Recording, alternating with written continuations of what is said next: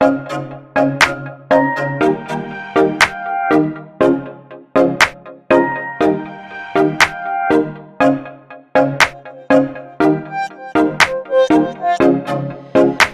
Why me? 왜 나에게만? 다시 합니다. 왜 나에게만? 네, 우리 옆 사람을 축복합니다. 사랑합니다.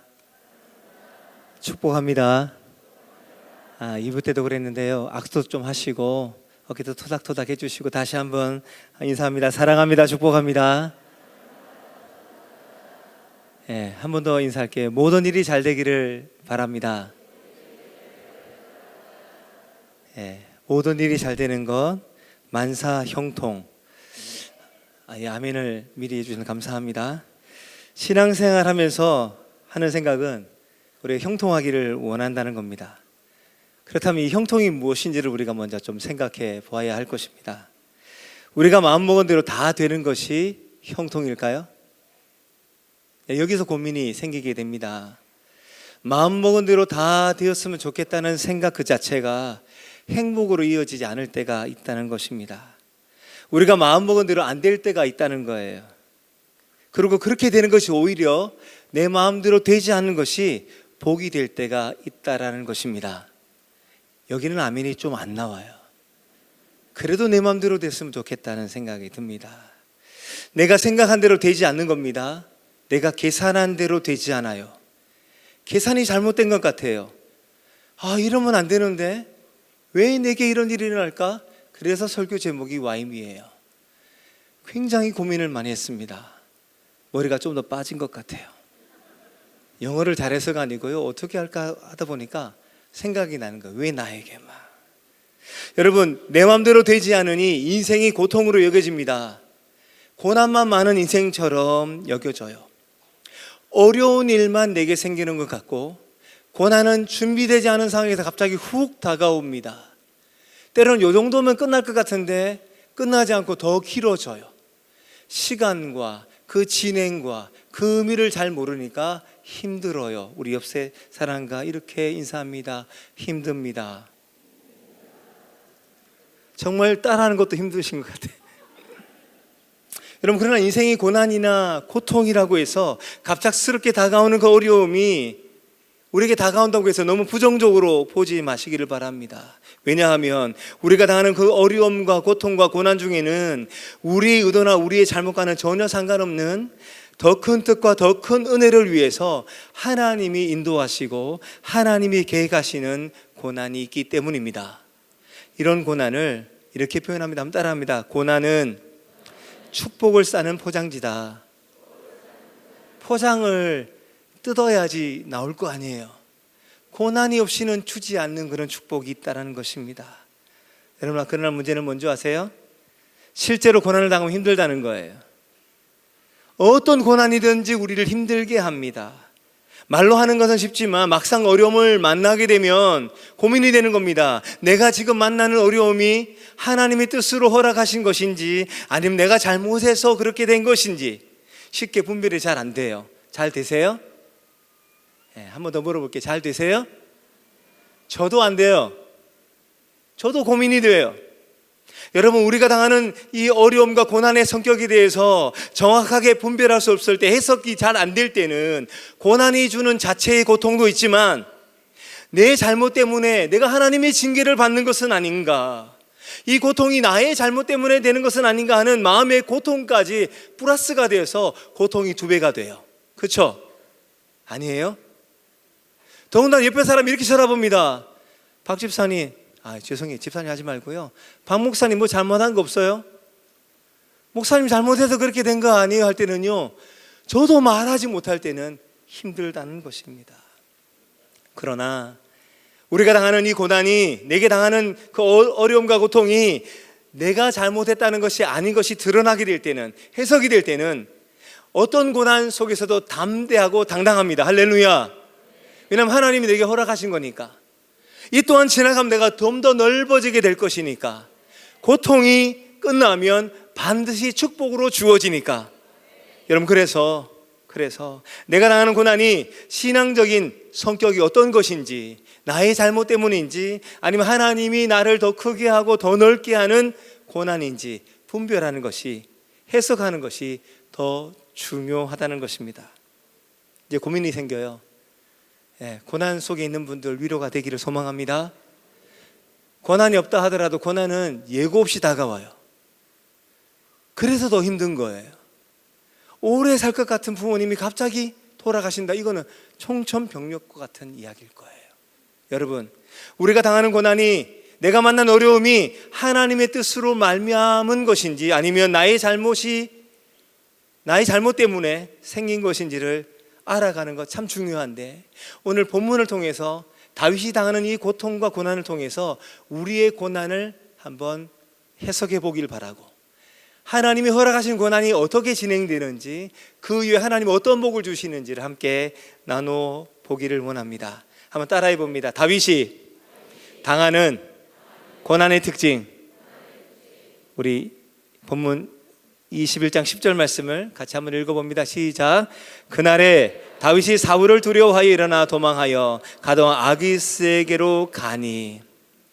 앞에 내용은 어떠냐면요, 다윗이 힘들 때마다 요나단을 만납니다. 제가 설교했던 진짜 사랑이라는 내용도 그랬고요. 힘들면 요나단을 찾아가서, 또 사무엘을 찾아가서, 바로 앞에 있는 본문에는요, 노브 땅에 있는 아히멜렉이라는 제사장이 찾아가서 위로를 받습니다. 어떤 문제를 해결합니다.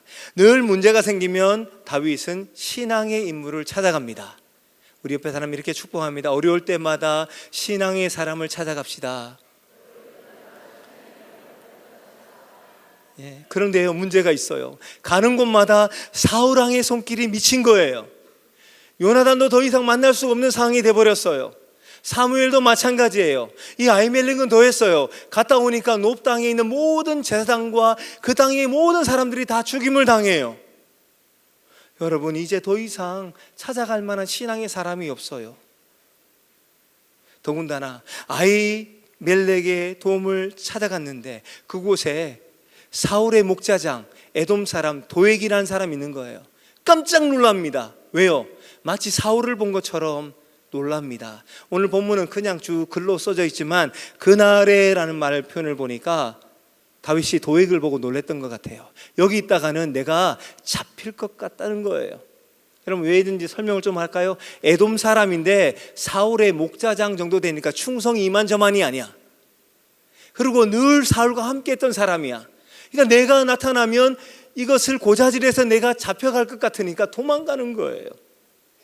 더 이상 의지할 만한 사람이 없는 겁니다. 여기 오래 있다가는 내가 낭패를 당할 것 같으니까 그날에 도망갑니다. 어디로 도망갑니까? 가드 왕 아기스에게 갔다고 합니다. 왜 그곳에 갔을까요? 왜 그곳에 갔을까요? 설명해 드릴까요? 여러분, 거기 가면 내가 살 것 같으니까 가는 거예요. 더 이상 유다 땅에 도망갈 데도 없고 찾아가서 쉴 곳도 없기 때문에 이제까지는 신앙의 인물들을 찾아갔는데 신앙의 인물들에게 갈 수 없는 거예요. 자, 이제 그러니까 내가 더 이상 찾아갈 수 없으니까 가드로 내려가자라고 한 겁니다. 다윗이 만났던 첫 번째 고통의 현실은 따라합니다. 신앙인들과 좋은 관계가 더 이상 유지될 수가 없었다. 여러분 생각해 봐요. 여러분 힘들면 도와줄 사람이 많죠? 이때는 아멘 하세요. 목사님들 계시잖아요. 장로님도 계시잖아요. 권사님도 있잖아요. 우리 총무님도 있잖아요. 아멘 크게 할 때까지 할 거예요. 우리 목자도 있잖아요. 내 옆에 집사님, 권사님, 기도하는 동역자가 많잖아요. 근데 그게 다 사라졌다고 생각하면 여러분 어떨까요? 더 이상 만날 사람이 없고 내 이걸 얘기할 수도 없어. 얘기하면 이해를 못 해줘. 그래서 얘기도 못 해. 입을 다물고 있어야 돼. 이런 마음이 들 때 여러분 어떨까요? 지금 다윗이 처음으로 만나게 된 고통의 현실은 더 이상 신앙의 동역자를 만날 수가 없다는 겁니다. 이제 다윗이 사울왕을 피해서 블레셋 지역에 속한 가드란 도시로 내려갔습니다. 이 가드란 도시는 어떤 곳입니까? 사무엘상 17장 4절에 보면 싸움을 도두는 자 골리앗, 그 사람은 가드 사람이라. 이 가드는요 골리앗의 고향입니다. 17장 52절에 보면 이 골리앗을 죽인 후에 블레셋 있는 성읍들을 공격하는데 가드와 에그론을 공격했다고 합니다. 다윗이 공격했던 곳이에요. 그러면 다윗과 가드는 어떤 관계예요? 원수지간이에요. 근데 여기 왜 가려고 했을까요? 그럼에도 불구하고 도망가려고 했던 그 이유는 사울왕이 추격할 수 없는 곳, 사울왕이 따라갈 수 없는 곳은 그곳이라고 생각했고 비교적 가까운 곳이었기 때문에 가게 됩니다. 좀 더 살펴보면 이 골리앗과의 전쟁이 한 5년 전에 일어났던 사건이라고 얘기합니다. 이제 시간이 지났기 때문에 나를 잊어버리지 않았을까라는 생각을 합니다. 또 한 가지는 나는 사울의 원수니까, 잘 따라오세요. 나는 원수의 원수니까 너와 나는 같은 편이야. 이제 힘들기 시작합니다. 그죠? 이스라엘과 블레셋이 적군이니까 나는 사울왕의 원수니까 너희와 같은 편이야 라는 생각을 한 거예요. 이건 뭔지 아세요? 나의 생각을 다 한 거예요. 여러분 보세요. 골리앗의 고향이고 자기가 그 땅을 공격했잖아요. 그런데 그 위험을 감수하고 하도록 한 이유는 사울왕이 따라오지 못할 것이고 여기 가면 비교적 가깝기도 하고 그래 그래도 시간이 지났으니까 나를 잊지 않았을까라고 하는 나의 생각, 나의 계산을 다 한 거예요. 근데 그 판단은 오판이었습니다. 21장 11절 말씀을 같이 한번 읽어볼까요? 같이 읽어봅니다. 시작. 아기스의 신하들이 아기스에게 말하되 이는 그 땅의 왕 다윗이 아니니까 우리가 춤추며 이 사람이 이를 노래하며 이르되 사울이 죽인 자는 천천히요 다윗은 만만히로다 하지 아니하나이까 한지라. 여러분 이거 오판이었어요. 너무나 생생하게 알 뿐만 아니고 금방 알아 차렸다는 겁니다. 나는 이쯤 하면 되지 않을까 생각했는데 내 생각이 잘못된 거예요. 얼마나 생생하게 기억했는지 이스라엘 여자들이 노래했던 그 가사까지 다 기억하는 거예요. 사울은 대충 좀 해주세요. 사울은 다윗은 이 말은 뭐예요? 다윗이 더 뛰어나다는 거잖아요. 또 계속되는 21장 10절 말씀을 보면은 그 땅의 왕, 지금 그 땅의 왕이 누구예요? 대답 좀 해보세요. 그 땅의 왕이 누구세요? 사울왕이잖아요. 그런데 지금 블레셋 사람들이 생각하기는 그 땅의 왕은 사울이 아니고 다윗이야. 그 땅의 왕이 왔다는 거예요. 절호의 찬스라는 거예요. 지금요 엄청난 위기에 봉착해 있습니다. 사울보다 다윗을 더 위대하게 생각할 뿐만 아니고 시간이 흘렀음에도 다윗을 기억하고 있다는 거예요. 이제 다윗이 어떻게 될까요? 12절 13절 또 한번 같이 읽어볼까요? 다윗이 이 말을 그의 마음에 두고 가다왕 아기스를 심히 두려워하여 그들 앞에서 그의 행동을 변하여 미친 채하고 대문짝에 그적거리며 침을 쏘며 흘리매. 이제는 자신의 불리한 모든 것들을 다 기억하고 있는 그 사람들에게서 벗어나야 되는데 순간적으로 생각이 난 거예요. 어떻게 한 거예요? 세자로 좀 대답 좀 해주세요. 친척. 좀 썰렁한 유머라면요 피아노에 미만 친 거예요. 미친 거예요. 미친 척 한 거예요. 미친 사람 행동한 것뿐만 아니고 벽에 그덕거렸다는 것은요 막 낙서를 한 거예요. 침을 막 흘린 거예요. 미친 척 플러스 미친 척, 완전히 미친 척해서 쫓겨납니다. 하나님이 꾀를 주셨지만 지금 다윗이 만나고 있는 두 번째 현실은 뭔지 아세요? 따라합니다. 망명상하를 해도 제대로 목숨을 구할 수 있는 안전한 곳이 없다. 좀 쉬운 말로 할까요? 내가 무엇인가를 풀어가려고 생각하고 계획했는데 내 생각을 총동원해서 문제를 해결하려고 계획을 세웠는데 더 어려워졌다는 거예요. 여러분 나를 도와줄 사람도 없고 내가 아무리 계획을 세워도 그에게 수포로 돌아가게 돼버렸습니다. 좀 더 나아가 볼까요? 22장 1절 말씀을 같이 읽어봅니다. 그러므로 다윗이 그곳을 떠나 아둘람 굴로 도망하매 그의 형제와 아버지의 온 집이 듣고 그리로 내려가서 그에게 이르렀고. 이제 도망가서 아둘람 굴로 가요. 높 땅에도 갔다가 가드 땅에도 갔다가 이제 아둘람 굴로 갑니다. 왜 거기로 갔냐 하면요 가드에서 한 14km 떨어진 곳이고 가드와 베들레헴 중간 정도 있고요. 여기는 석회암 동굴이 있었고요. 그리고 그 땅은 유다 땅에게 허락된 땅이지만 지금 블레셋 사람들이 점령하고 있어요. 그러니까 생각해 보니까 거리도 적절하죠. 사울이 찾아올 수 없죠. 석회암 동굴이 있으니까 거기 숨은 거예요. 근데 문제가 생겼어요. 온 가족이 그 소문을 듣고 다 와요. 온 가족이, 다윗에게 속한 모든 가족이 와요. 왜 그랬을까요? 온 식구들이 다윗이 있는 곳으로 찾아왔다고 하는 이 말의 의미가 뭘까요? 그 당시에 지파별로 땅이 분배되고, 그리고 각 가문마다 땅이 분배됐다면 자기 땅이 있는 거예요. 자기 땅을 버리고 왔다는 것은 이제 그 땅을 내 땅이라고 하지 않고 포기하고 온 겁니다. 목축업을 했던 다윗의 가정이 그 땅을 버리고 왔다는 것은 목숨이 위태하기 때문에 목숨을 구하기 위해서 왔다는 거예요. 왜요? 아까도 잠깐 얘기했지만 노 땅에 있는 아히멜렉, 잠깐 다윗을 도와줬기 때문에 그 땅에 있는 모든 사람들이 다 죽었어요. 반란죄를 범했기 때문에 다 죽을 수 있다는 겁니다. 그래서 자기의 가족들이 다 온 거예요. 여러분, 목축업을 포기하고 자기 땅을 포기하고 왔다는 게 뭡니까? 이제 목숨을 구하기 위해서 왔다는 것. 이것이 무엇을 의미합니까? 한번 따라합니다. 다윗 한 사람 때문에 집안의 모든 가족들까지 생명의 위협을 받게 되었다. 쉽게 얘기하면 뭔지 아세요? 나 때문에 어려워진 거예요. 나 때문에 내 가족이 힘들게 된 거예요. 나 때문에 내 기업이 힘들게 된 거예요. 나 때문에 교회가 힘들게 된 거예요. 다윗이 가지게 될 마음은 어떤 마음일까요? 만약 여러분이 다윗처럼 모든 신앙적인 관계가 단절이 되고 목숨을 위해 피할 수 있는 것은 하나도 없고, 또 나 때문에, 다윗 때문에 온 집안 식구들까지 큰 고통에 빠지게 되었다면 여러분의 마음은 어떠할까요? 한번 따라합니다. Why me?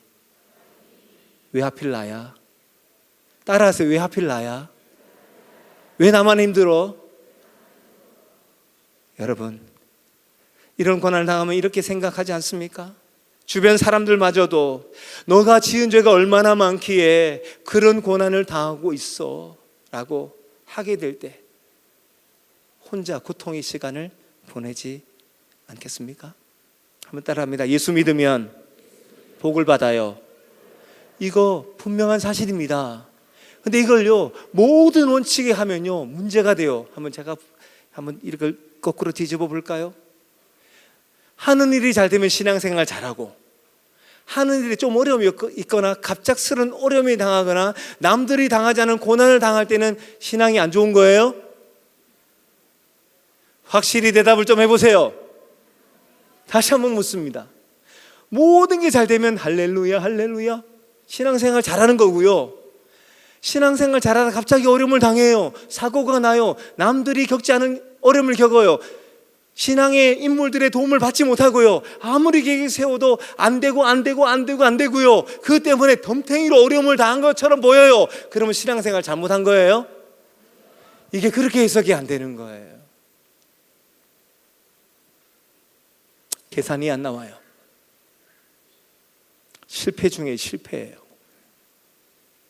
망한 것 중에 망한 것 같습니다. 하나님, 왜 나에게 이러십니까? 하는 마음이 생겨납니다. 말씀을 준비하면서 첫째는요, 제가 다윗이 한번 돼봤어요. 이밖에 안 나와요. 우리는 결과를 다 알잖아요. 말이 안 나와요. 그리고 저의 삶을 한번 뒤돌아봤습니다. 제게도 페널티가 좀 있거든요.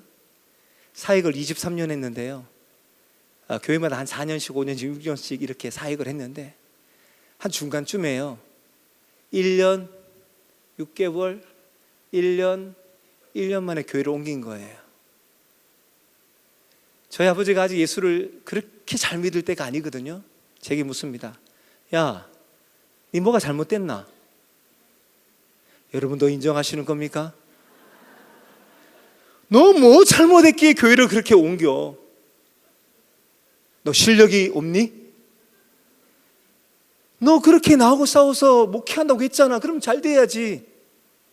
너 언제 담임 목사하니? 제가 대답할 수가 없었어요. 그때요, 다는 이야기는 못하지만 이런 거예요. 시시비비를 가리면 돼요. 옳고 그름을 따져들면 되지만 하나님이 제게 주신 마음이 있어서요. 덮어라. 아멘 좀 해주세요. 덮어, 좀 기다려봐. 너 이거 나중에 이 이유를 알려줄게. 그때는 얘기를 안 해주시는 거예요. 지금 여기서 사역 잘하고 있잖아요. 그렇죠? 하나님 주신 은혜를 함께 나누고 있잖아요. 이해되지 않는 고난, 제가 머리로 하는 거하고 제 마음으로 하는 거하고 다르잖아요. 왜 예수 믿는 잘 믿는 사람이 아파야 돼요? 왜 사형 선고를 받아야 돼요? 당신 더 이상 사역 못합니다라고 하는 그 진단을 받아야 돼요? 당신하고 사역 못하겠습니다, 당신은 사기꾼입니다, 이런 얘기를 들어야 돼요. 근데요, 참자 말해요. 참자 말해요. Why me? 여러분, 오늘 이 시간에 여기 있는 분들 중에 이런 마음이 있는 분들 계십니까? 왜 나에게만? 또 그런 고통을 당하지 않았지만 그런 고통을 만나게 되실 분도 있을 거예요. 그러나 염려하지 마십시오. 하나님은 우리를 향한 완벽한 계획이 있습니다. 다윗이 당한 고난은 자신의 죄나 자신의 실수 때문이 아니었어요.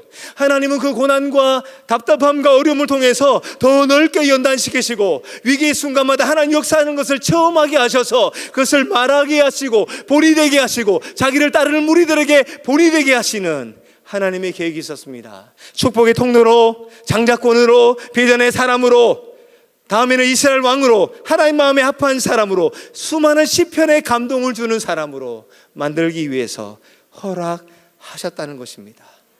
한시적으로. 만약 다윗에게 이런 세월이 없었다면 정말 그 넓은 마음을 가진 다윗의 모습이었을까요? 그 깊은 영성의 시편은 우리가 만나지 못할 것입니다. 또 한 사람 예를 들까? 요셉입니다. 요셉은 오랜 세월 동안 고난당했죠. 이유 없이 고난당했어요. 요셉에게 부정적인 이유가 있었던 것이 아니었습니다. 어떻게 보면 요셉을 애굽의 통치자로 만들기 위해서, 축복의 사람으로 만드시기 위해서, 그것을 감당할 만한 그릇을 만들기 위해서 하나님이 허락하신 과정이라는 것입니다. 그렇다면 결론적으로 말해본다면 다윗의 고난은 하나님의 뜻을 이루기 위해, 하나님의 사람으로 만들기 위해 다윗을 연단시키는 과정을 지나가고 있다는 것입니다. 여러분, 이해되지 않는 일들은 믿음으로 계산해 보면 됩니다. 믿음의 계산법은 사람의 계산법으로 이해되지 않습니다.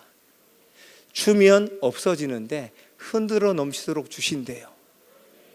목숨을 아끼는 자는 잃을 것이고 목숨을 내어주는 자는 얻을 것이래요. 내어주면 주겠대요. 죽으면 산대요. 6일 동안이라고 하루 쉬면 너의 모든 걸 책임지겠대요.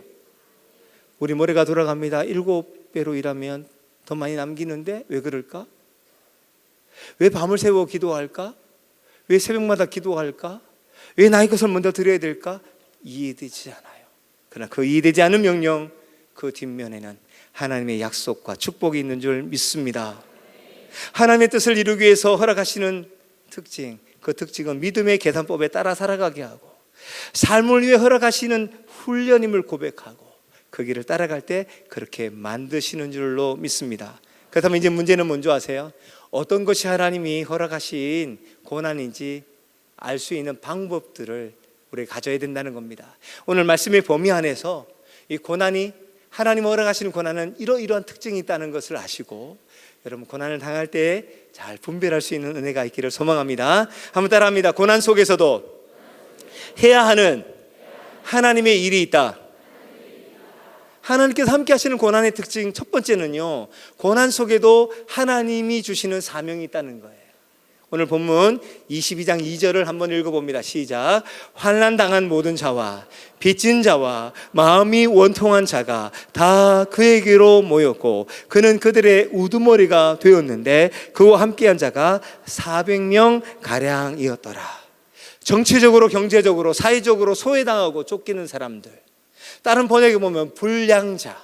왜 불량자라고 하는 줄 아세요? 나중에 보면 시글락 전투 때문에 모든 사람들이 다 포로로 잡혀가니까요, 같이 있던 사람들이요 다윗을 죽이려고 해요. 기회만 있으면 원망하고 달려들고 자기의 원하는 것을 다 해줘야만 따라오는 그런 불량자들이었습니다. 우리 옆에 사람에게 이렇게 얘기합니다. 당신은 그런 사람 아니죠? 찔리죠? 그런데 여러분, 이 불량자들이요, 이 원망과 불평이 가득한 사람들이 사무엘하 마지막에 보면 용사로 등장합니다. 다윗이 자기가 함께했던 용사들 이름을 쭉 적는데요, 이 사람들 중에 있어요. 할렐루야, 아멘, 아멘. 하나님이 하실 일들이 있다는 거예요. 그들이 다윗이 하는 일들을 보았습니다. 하나님을 경외하고 하나님의 말씀을 순종하는 다윗의 모습을 보았습니다. 억울한 일을 당해도 자기가 그 일을 해결하지 않고 하나님이 하실 일들을 기다리며 맡기는 일들을 보았어요. 여러분, 하나님이 허락하시는 고난의 첫 번째 특징은 나도 힘든데 내가 돌봐야 될 일들, 내게 주신 사명이 있는 것입니다. 우리가 7차 특세를 하면서 나도 힘들지만 다른 사람을 위해서 기도하게 하시는 축복이 있다는 것입니다. 그 기도를 할 때 우리를 축복의 사람으로 만들어 가신다는 겁니다. 다시 한번 돌아올까요? 400명이에요 20세 이상 청년 남자만 400명이니까 한 2,000명 될 것 같아요. 와우. 우리 여기 앉아있는 사람이 한 1,600명, 1,700명, 이보다 더 많대요. 아무도 안 놀라시네요.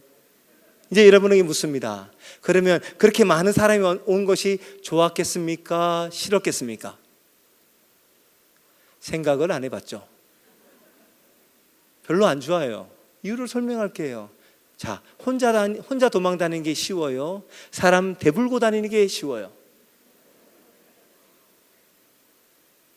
다시 얘기할게요. 혼자 다니면요, 내 혼자 도망 다니면 끝이에요. 한번 생각해보세요. 이 많은 사람들을요 다 살리고 가려면 어떻게 돼요? 여러분, 어디 지나가면요 먼지도 많이 날 거고요, 사울이 금방금방 알 것 같아요. 그런데 이게 쉽지 않잖아요. 그런데 그것을 순종하고 있더라는 것입니다. 이제 자기뿐만 아니라 소외된 많은 사람들까지 자신이 책임지고 이끌어 가야 되는 형편이 된 거예요. 여기에 중요한 핵심이 하나 있어요. 하나님께서는 하나님의 도구로, 하나님의 사람으로 연단시킬 때 나만을 위해서 살게 하지 않으시고, 나 하나도 관리하기 힘든 상황이지만 다른 사람들을 돌보며 다른 사람들을 섬기며 살아가게 하신다는 겁니다. 할렐루야. 그렇다면 여러분 축복의 사람들입니다. 여러분 은혜의 사람들입니다. 이 말을 다른 말로 하면 하나님의 뜻에서 시작된 고난은 고난 중에도 하나님이 기뻐하신 일을 우리에게 주시고 그 사명을 감당하게 하신다는 겁니다. 이제 여러분 다짐해야 됩니다. 여러분만을 위해서 살아가지 말기를 소망합니다. 누군가를 위해서 살아가는 일, 그 일들을 기뻐하신다는 겁니다. 하나님 그렇게 인도하셔요. 간혹이 힘들 정도의 고난의 상황일지라도 하나님께서 기뻐하는 일이 있다면 머뭇거리지 마시고 달려들기를 소망합니다. 죄송합니다. 이 말을 할 때마다 마음이 부담이 돼요. 너는 잘하니 하지만 꼭 해야 될 것 같아요. 성령이 제게 하라니까. 뭐 시키면 꼭 이런 사람이 있어요. 목사님 좀 바빠요. 그 사람은 안 바쁘면 더 안 해요. 바빠서 기도하는 거예요. 하나님 은혜가 없으면 못하니까. 근력이 커지면 못해요. 쉬면 할 것 같죠? 쉬면요 더 꼬부라져요. 안 해요. 또 이렇게 생각하지 마세요. 그러니까 잘하는 사람 하세요. 그게 아니에요. 우리에게 주신 일들은 우리가 감당할 수 있어야 할 것입니다. 하나님 기뻐하신다는 생각이 들었어요. 첫 번째 감동이 여러분의 딱 마음이 왔어요. 아멘. 이쪽도 아멘. 머뭇거리지 마세요. 지금 하세요. 지금 하세요. 지금 하세요. 죄송합니다. 저도 지금 할게요. 하나님께서 함께 하시는 고난 속에 하나님이 함께 하시기 때문에 고난 중이라도 하나님께서 맡겨주신 일이 있다는 것, 그래서 그 상황 때문에 부담되고 피하고 싶을 때도 있지만 적극적으로 부딪히면 하나님이 더 넓은 그릇으로 임마누엘 하시면서 함께 하시면서 역사하시면서 우리를 넓혀 가실 것입니다. 특별한 축복으로 여러분에게 주실 그 은혜를 사모하는 여러분 되기를 주님의 이름으로 축복합니다. 두 번째입니다. 따라합니다. 고난 속에서 인도해 주시는 하나님 말씀이 있다. 하나님께서 허락하시는 고난의 두 번째 특징이 그 고통과 고난 속에 하나님의 말씀이 들려진다는 겁니다. 오늘 본문 3절과 4절에 보면 이제 아둘람 굴을 떠나서 모압 땅으로 갑니다. 모압 미스베 왕에게 가서 이렇게 부탁합니다. 나의 아버지와 어머니를 좀 돌봐주십시오 라고 하고 자기는 옆에 있는 요새에서 거하게 됩니다. 이제 지금까지 두렵고 힘들었는데 이제 평안이 찾아온 겁니다. 평온한 시기입니다. 이제 더 이상 두려워하지 않아도 됩니다. 처음으로 맞이하는 평온한 시기를 누리고 있습니다. 그런데 오늘 본문 22장 5절에 이런 말씀이 주어집니다. 같이 한번 읽어볼까요? 선지자 갓이 다윗에게 이르되 너는 이 요새에 있지 말고 떠나 유다 땅으로 들어가라. 다윗이 떠나 헤레스 불에 이르니라. 여러분, 한 가지 놀라운 사실을 발견하게 됩니다. 한번 놀라볼까요? 와우!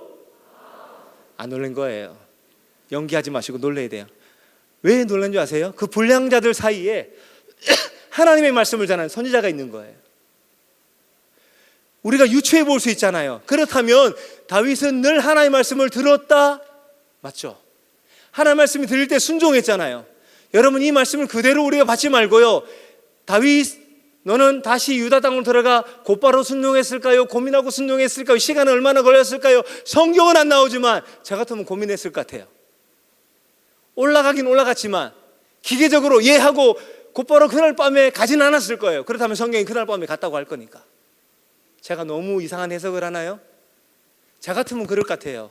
밤낮 고민하다가 한 이틀 정도 고민하다가 그래 나 다윗 올라가야 돼. 할렐루야.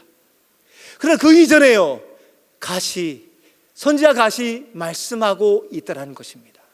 고난 속에 말씀이 들려주세요. 그럼 하나님 함께 하는 거예요. 고난 속에 하나님의 말씀이 기억돼요. 하나님 함께 하는 거예요. 2부 예배를 마치고 어떤 권사님이 저를 찾아왔습니다. 기도를 부탁하더라고요. 그러면서 이렇게 얘기하시는 거예요. 목사님이 저에게 신방 와서 해준 말씀이 기억납니다. 다리를 다쳐서 아무것도 못할 거라고 생각했는데 그때 제가 그랬대요. 이전에 기억지도 못할 정도로 내가 아팠나 생각할 정도로 뛰어다닐 겁니다. 하나님이 할 겁니다 했는데 오늘 2부 때 말씀 듣고 그게 생각나서 왔대요. 제가 더 놀랐어요. 제가 그런 말 했나요? 제가 더 감동이 됐어요. 여러분, 하나님의 말씀이 들렸다는 거예요. 그게 기억난다는 거예요. 앞으로 하나님의 일들을 할 때 그 말씀 기억하고 내게 주신 건강이 닿을 때까지 하시겠대요. 제가 감동 혼자 숨어서 눈물을 흘리다 왔어요. 여러분, 어때요? 고난 속에 말씀이 들려집니까? 하나님의 말씀이 위로로 다가옵니까? 두려워하지 마라. 물 가운데 지날 때도 불 가운데 지날 때도 내가 너를 안고 가고 내가 너를 지명하여 불러나니 너는 내 것이야. 두려워하지 마라. 이 고난이 넘어서면 내가 너를 크게 쓰리라. 7번 기도하면 의정부를 내게 주리라. 아직 하나도 진행된 일이 없기 때문에 두렵죠. 그러나 기도하면 하나님이 이루셔요. 그게 하나님이십니다. 하나님의 말씀이 들려진다면 그 고난은 더 이상 고난으로만 멈추는 것이 아니라 하나님의 은혜를 경험하게 되는 축복의 날들이 될 줄로 믿습니다. 여러분, 다윗의 고난이 다윗의 실수나 잘못에서 비롯된 것이 아니고 하나님의 뜻에서부터 시작됐다는 그 증거 중에 하나가 하나님의 말씀이 늘 들려줬다는 겁니다. 그 말씀에 순종했다는 겁니다. 여러분 고난 속에서 하나님이 필요할 때마다 인도해 주시는 하나님의 말씀이 있습니까? 그렇다면 여러분의 고난은 하나님께서 함께 하시는 복된 고난입니다. 언제 고난이 끝나느냐가 중요한 것이 아니에요. 진짜 중요한 것은 그 고난 속에 하나님이 함께 하느냐 아니냐가, 하신다는 증거가 있느냐, 하나님 말씀하는 그 하나님을 만날 수 있느냐가 중요하다는 겁니다. 여러분, 그 말씀 속에 하나님 말씀과 위로와 평강이 있다면 두려워하지 마시기를 소망합니다. 고난이 있다는 것 자체가 우리에게 두려운 것이 아니고요, 하나님의 임재가 나타나지 않으면 어떨까, 하나님이 함께 하지 않으면 안 돼라고 하는 이 두려움이 더 큰 것 같습니다. 그 두려움은 하나님 말씀으로 해결될 줄로 믿습니다. 우리 옆 사람을 축복합니다. 하나님 말씀이 들리면 이제 됐어. 정말이야. 흔들리지 마. 이제 마지막 세 번째입니다. 하나님께서 고난을 주도하고 계신다. 이끌어 가신다는 거예요. 다시 마지막 절 22장 5절 말씀을 볼까요? 그 말씀에 이런 말씀이 있죠. 이 요새에 잊지 말고 유다 땅으로 들어가라. 지금까지 힘들고 어려운데 지금 평안을 누리고 있는데 이게 뭐예요? 정말 하나님 말씀 맞아요? 이런 마음 들지 않을까요? 내가 지금까지 이렇게 도망다니고 미친 척하고 해서 그 위기를 넘겼는데 우리 가족까지 왔는데 이 수천 명을 데리고 올라가라고요? 라고 할 수 있습니다. 인간적으로 보면 도피 생활에서 처음으로 맞이하는 평온한 시기가 다윗이 모압의 요새에 있던 그 시간인데, 지금인데, 그런데 다윗의 이 평안한 생활이 바로 하나님에 의해서 깨어지고 있어요. 여러분 어떻게 생각하십니까? 다시 유다 땅으로 들어가라고 얘기합니다. 만약 하나님께서 다윗을 사울의 손에 잡혀서 죽게 하거나 망하게 하는 그런 계획이 아니라면, 네가 유다 땅으로 들어가라라고 하는 그 말씀을 순종하면 죽는 일은 절대로 없습니다. 망하는 일은 절대로 없습니다. 하나님의 약속이 있기 때문입니다. 여러분, 사무엘상 23장 14절 말씀, 뒤에 있는 말씀인데 좀 앞에 먼저 띄워주실래요? 네, 한번 같이 읽어봅니다. 시작. 제가 가로 안에 넣었죠. 이제 가로 안에 있는 것을 같이 읽어봅니다. 하나님이 다윗을 사울의 손에 넘기지 아니하시니라. 이거 약속하지 않았어요. 올라가라 할 때는 이 얘기 안 하셨어요. 그냥 올라가라고 합니다. 하나님이 가면 내가 죽지 않을까 이러면 얼마나 좋아. 그런데 명령 한 명령이야. 너 올라가. 평강을 깨트리고 계세요. 하나님이 주도하고 계시는데요, 그 말씀에 순종하고 있어요. 죽을 것 같은 상황 속에서 하나님만 의지하고 신뢰할 수 있어야만 하는 삶을 살게 하셨습니다. 느낌은 죽을 것 같지만 현실은 죽지 않습니다. 할렐루야. 여러분, 고난의 상황은 고난 속에 있는 사람에게 죽을 것만 같은 느낌과 상황이에요. 그러나 그 상황은 죽지 않고 살게 하시는 하나님의 능력과 사랑과 은혜를 더욱더 풍성하게 경험할 수 있는 곳입니다. 안 가본 사람 못 누려요. 순종하면 그 은혜의 현장에서 전화위복의 하나님 만날 것입니다. 역전의 하나님 만날 것입니다. 다시 유다 땅으로 들어가라고 말씀하셨던 하나님이 지금 본문은 나오지 않았지만 이렇게 얘기하지 않았을까 제 생각입니다. 다윗 너 봐봐. 내가 너를 지켜. 이때 아멘 하면 좋을 텐데. 박기술 너 걱정하지 마. 내가 너를 지켜. 감사합니다. 조금 더 크게 해주셨네. 여러분 이름을 부를까요? 누구야? 걱정하지 마. 내가 너를 지켜. 사무엘하 23장 14절. 하나님이 그를 그의 손에 붙이지 아니하시니라. 다윗을 사울 손에 넘기지 아니하셨어요. 하나님이 지키셨어요. 여러분, 다윗이 그대로 순종합니다. 다윗의 군은 하나님께서 인도하고 계시는데 그 일에 순종하니 하나님이 책임져 줍니다. 여기서 한번 생각해 봐요. 좀 뒤집어 볼래요. 우리의 생각은 어떨까요? 여러분 이 생각 한번 들어보세요.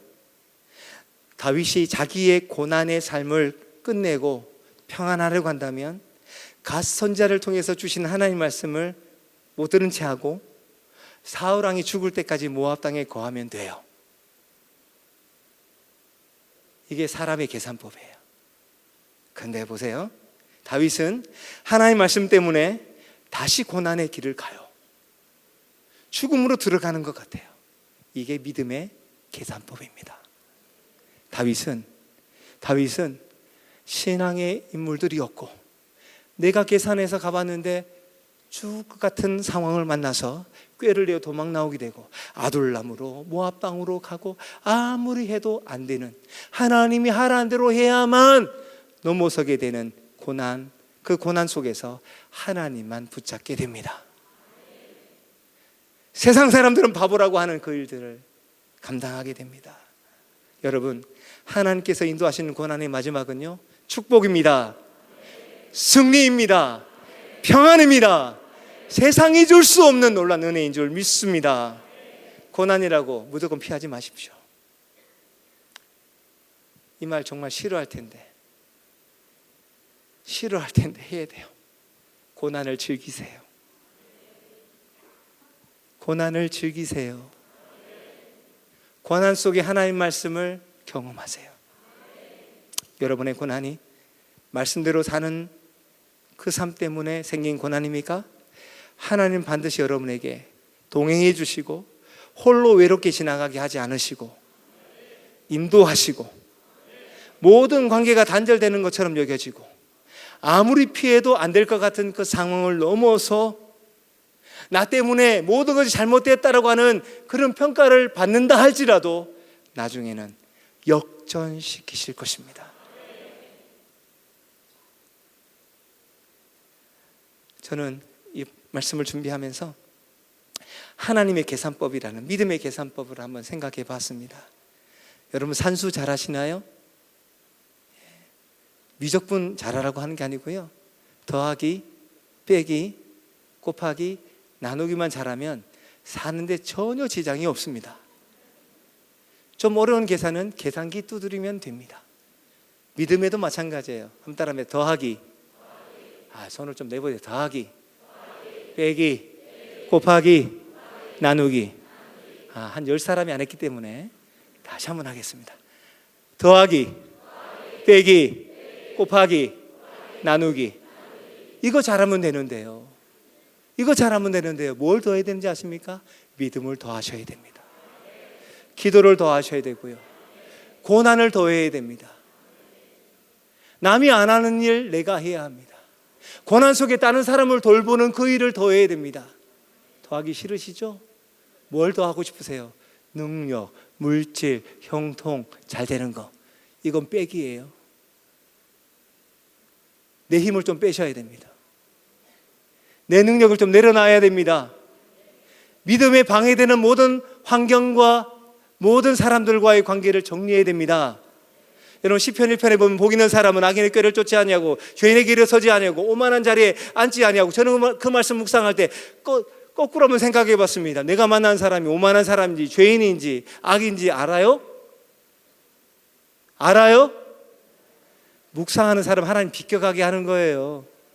만나려고 하면 이상하게 약속이 뒤집어지거나 아니면 비가 많이 와서 물이 많이 생겨서 못 가거나 하나님 그렇게 하시는 거예요. 그래서 여러분 이렇게 판단하지 마세요. 저 사람 악한 사람, 저 사람 이러지 마시고요. 기도하고 묵상하다 보면 피할 길을 내시고요. 만나야 될 사람 만나요. 저도 어제 막 지나가는데 누가 와서 기도해 달래요. 깜짝 놀랐어요. 어두운 데 와가지고 기도해 주세요. 이 사람 이단 아니야 이랬어요. 근데 기도해 줬어요. 만나야 될 사람 만나게 하시는 거예요.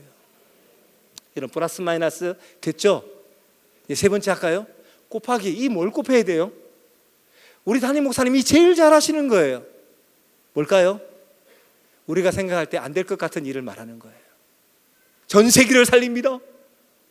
의정부를 살릴 것입니다. 여러분 7번 기도하면 여러분의 가정에 놀라운 일이 일어날 것입니다. 근데 이 곱하기가 이루어져요, 안 이루어져요? 이루어져요. 믿음의 사람에게 씨를 뿌려 나갔는데 마음을 기경한 사람들, 딱딱한 밭도 아니고 돌밭도 아니고 가시밭도 아닌 기경하여 인내하여 결신한 사람은 30배, 60배, 100배의 열매를 맺으리라 하는 그렇게 이루셔요. 곱하기예요. 곱하기 싫은 거예요. 그럼 그 곱한 건 이루어집니다. 마지막 나누기는 뭘까요? 내 거라고 생각한 거 나누면 돼요. 주라 그리하면 흔들어 넘치도록 채워주리라. 내가 받은 은혜, 내가 받은 축복, 그래서 영국도 살리고 프랑스도 살리고 의정부도 살리고 여러분의 가정도 살리고 우리 교회를 살리는 거예요. 여러분 플러스 마이너스 곱하기 나누기, 어려운 말로 가감승제. 이게 어려우면 이것만 생각하세요. 믿음의 계산법. 더할 건 더하고 뺄 건 빼야 되는데 거꾸로 하면 안 돼요. 다윗은 그것을 배웠다는 거예요. 내 생각으로 더해보니까 안 됐잖아요. 하나님 말씀에 맡기고 가니까 내가 너를 지키리라 그대로 이루셨잖아요.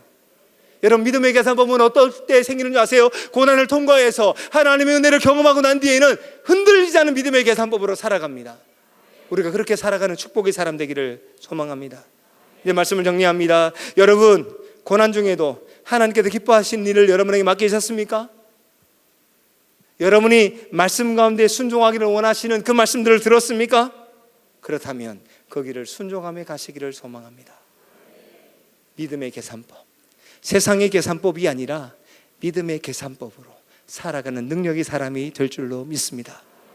저는 이 말씀을 준비하면서 신약의 새 성경 구절이 생각나서 설교를 마무리하면서 찾아봤어요. 그 말씀 세 군데를 함께 읽어보고 함께 기도하고 말씀을 마치겠습니다. 첫 번째는 야고보서 1장 2절에서 4절입니다. 야고보서 1장 2절에서 4절 같이 한번 읽어봅니다. 시작. 내 형제들아, 너희가 여러 가지 시험을 당하거든 온전히 기쁘게 여기라. 이는 너희 믿음의 시련이 인내를 만들어내는 줄 너희가 알미라. 인내를 온전히 이루라. 이는 너희로 온전하고 구비하여 조금도 부족함이 없게 하려 함이라. 아멘. 조금도 부족함이 없게 하시는 하나님의 은혜가 있기를 소망합니다. 또 한 군데는 마태복음 5장 13절 14절입니다. 같이 한번 읽어봅니다. 너희는 세상의 소금이니 소금이 만일 그 맛을 잃으면 무엇으로 짜게 하리요? 후에는 아무 쓸데없어 다만 밖에 버려져 사람에게 밟힐 뿐이니라. 너희는 세상의 빛이라. 산 위에 있는 동네가 숨겨지지 못할 것이요. 맛을 잃지 않은 삶, 맛을 잃지 않은 삶이 바로 믿음으로 사는 삶이라는 것입니다. 마지막입니다. 베드로전서 2장 12절 말씀을 같이 한번 읽어봅니다. 너희가 이방인 중에서 행실을 선하게 가져 너희를 악행한다고 비방하는 자들로 하여금 너희 선한 일을 보고 오시는 날에 하나님께 영광을 돌리게 하려 함이라. 세상 사람들은 우리가 이상하다고 얘기합니다. 믿음으로 살면, 믿음의 계산법을 하면 더할 것은 빼고 뺄 것은 더해야 하고 이상한 것을 곱하고 내가 가져야 될 건 나누는, 다윗을 그렇게 만드는 하나님을 이상하게 여길 것입니다. 그러나 이상하게 여기는 그들의 시선이 바뀌어져서 하나님께 영광을 돌리는 삶이 될 줄로 믿습니다. 저는 여러분의 삶이 그렇게 되기를 원합니다. 왜 나에게만요? 하필 왜 나에게요? 이런 일이 우리에게 다가올 수 있고요, 그 일을 지나가는 분도 있고요, 절망 가운데 포기해서 내려놓은 분들도 있을 것 같아요. 그러나 이 말씀이 위로가 되기를 소망합니다. 하나님은 반드시 우리를 세우십니다. 하나님 반드시 우리를 일으켜 세우십니다. 하나님 이 고난을 통해 믿음의 사람으로 살아가게 하십니다. 그 믿음의 계산법, 하나님의 은혜로 살아가는 삶의 모습이 여러분의 삶에 가득하기를 주님의 이름으로 축복합니다. 함께 기도하겠습니다. 이해되지 않는 것들을 하나님 믿음으로 아멘하게 하여 주시옵소서. 하나님, 아무도 나를 도와줄 사람이 없고요, 아무리 내 생각을 다 해봐도 가로막혀 있고요, 안 될 것 같은 이 상황 믿음으로 넘어서게 하여 주시옵소서. 하나님 내게 주신 사명을 따라, 말씀을 따라 순종하며 내게 믿음의 계산법으로 살아갈 수 있는 그런 믿음을 우리에게 허락하여 주옵소서. 하나님 함께 하시면 반드시 그 고난의 끝은 축복입니다. 그렇게 만드신 하나님을 신뢰합니다. 나로 하여금 그 축복의 삶을 살아가게 하여 주시옵소서. 우리 주님 부르고 합심해서 기도합니다. 주여